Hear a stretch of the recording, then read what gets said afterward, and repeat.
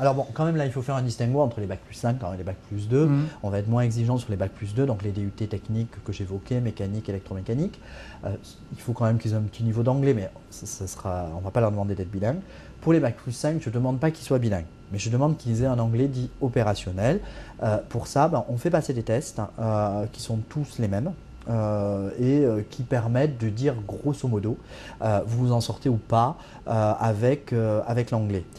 Pour nous, c'est vraiment important parce que tous les premiers postes ne nécessitent pas l'anglais, mais on ne peut pas faire une carrière chez Areva aujourd'hui sans avoir l'anglais ou sur le deuxième poste ou sur le troisième poste.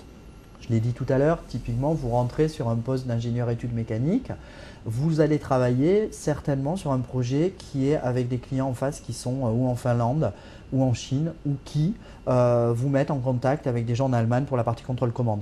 Les documents, ils sont en anglais. Si vous ne parlez pas bien anglais, ça va être un problème.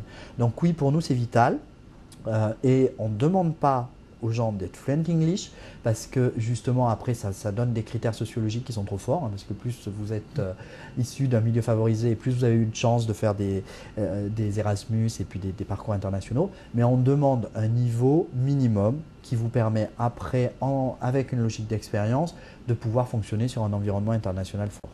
Et ce qui est intéressant à vous écouter, c'est que la langue étrangère, c'est surtout l'anglais finalement avec la Chine, la Finlande. Nous, on adore les gens qui parlent allemand puisqu'on est très très présent en Allemagne et que c'est vraiment important de travailler au mieux avec nos collègues allemands. Donc un jeune qui vient avec l'allemand, c'est un super plus. Mais il se trouve que les jeunes qui parlent bien allemand, ils parlent aussi très très bien anglais. Oui. Donc c'est un super plus. Mais on sait que exiger un bon niveau d'allemand aujourd'hui, c'est quand même avoir un niveau d'exigence très élevé. Donc c'est un plus pour moi.